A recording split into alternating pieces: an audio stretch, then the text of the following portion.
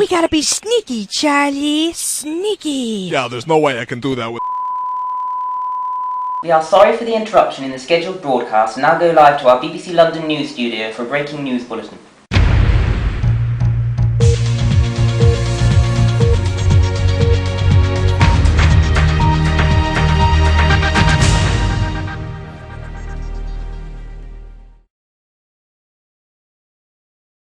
Good afternoon.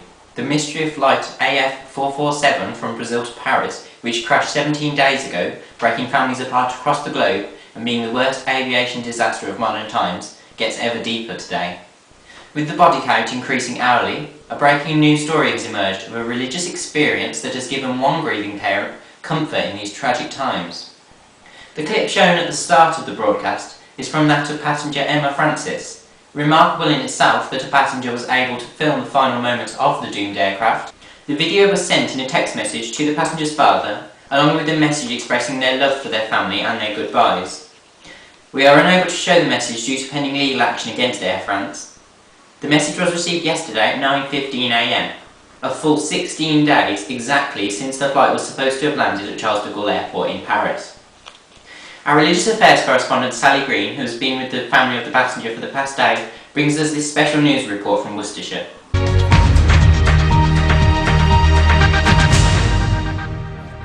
Mr. Francis, how did you feel when you received the message?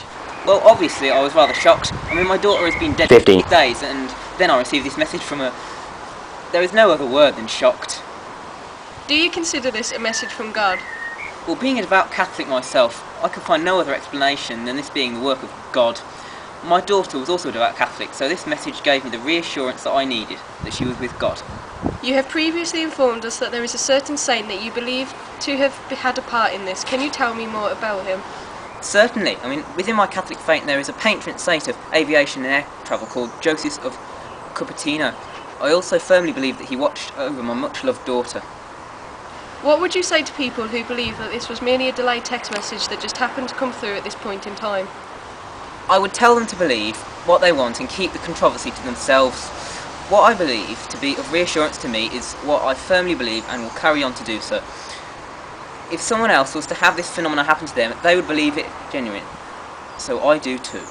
Quite rightly so. There have also been people commenting and saying that this is a mere prank and a site does exist called deadtexting.com. That does exactly what has happened to you. What do you think of these comments? Yes, I've heard a lot about this, and at first I did wonder about such things myself. But you see, I've done some investigating of my own with the aid of the connections BBC News offered me, and we were able to track the GPS signal to the location in the Atlantic where this crash site was situated. We also got in touch with the message operator, and they can confirm that the message was sent on 16th June, yesterday, at 9:15 AM. That is evidence enough for me that she is safe and with God, and that she wanted me to know this.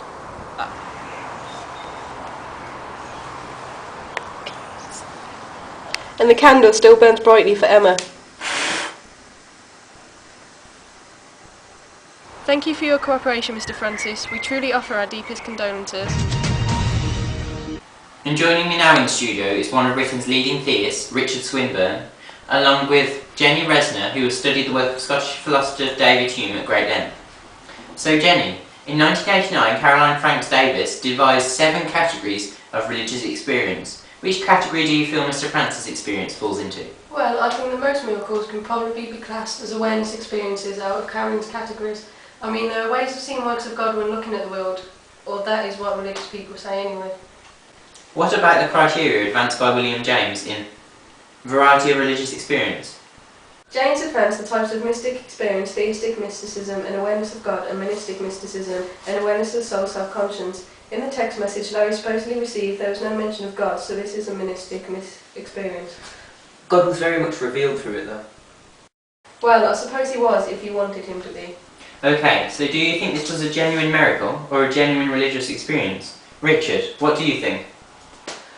Well, I'd certainly like to think it's a miracle, and I don't have any authority over Mr. Francis to say that it isn't, so yes, I'd say that this is a miracle. I mean, there's no reason to doubt it other than dogmatic atheism. Jenny, as a follower of David Hume, who was a well-known critic of theism, I take it you disagree? Yes, I mean, a lot of people define miracles as any act of God, such as, say, the daily operations of the laws of nature, but for Hume, a miracle is a transgression of the law of nature by particular violation of the deity. In other words, it is a specific act that breaks one of the laws of nature. Now, that's clearly what the alleged event is. It goes against the laws of nature for dead people to send text messages. Hume said that we should not believe that miracles so define whatever happened. The laws of nature have the whole backing of science, whereas miracles only have the isolated testimony of individuals, or at most a group of people.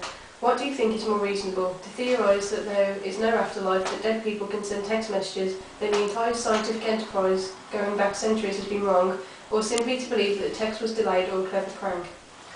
Well, Jenny, if you're going to formulate the question like that, then you're deliberately backing me into a corner, aren't you? I mean, I'd say it's a basic principle of knowledge. The principle of credulity is what I call it. That we should believe things as they seem to be until we have evidence that we are mistaken. I mean, if I think I see something, I ought to believe it until there is evidence that I am wrong. If you say that we should never trust our appearances until it is proved that they are reliable, you will never have any belief at all, will you? Because you need evidence to prove that the appearances themselves are reliable, evidence to prove that the evidence itself is reliable, and so on and so on and so on, forever.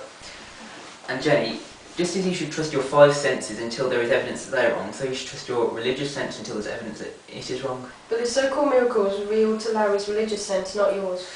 Well, if some people don't have religious experience, I think that simply means that they are blind to religious realities, you know what I mean? Because, I mean, a colourblind man shouldn't think that everybody who sees colours is mistaken just because he himself is colourblind. He should think that just he's colourblind. It's another basic principle of knowledge that those who don't have a certain type of experience ought to believe others when they say they do, of course, again, in the absence of positive evidence to the contrary. Like what, Richard?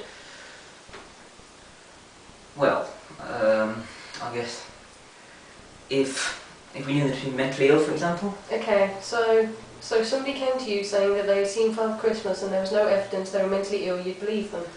Well, no, not obviously not Father Christmas, because, you know, there's mountains of evidence that he's just fictional. Exactly, not because the unreality of Father Christmas has the weight of our entire body of science behind it. Likewise, if someone tells you they got a message from a dead person, you don't believe them because there are tons of evidence from science, not to mention common sense, that dead people cannot send text messages. Like all religious experiences, the best way to sit Larry's story in our system of knowledge is to conclude that it is not true. Well, I wonder if you could explain to me the criteria... I'm going to have to interrupt you there, Richard. Sorry. We're fast running out of time, but I'd like to thank you, Jenny and Richard, for coming on the show. Thanks.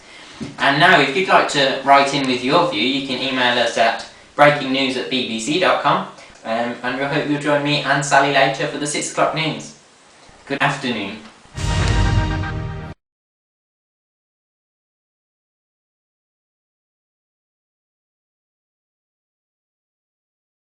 And joining me now in the studio is one of Britain's leading theorists. Oh, What? You say 3, 2, 1.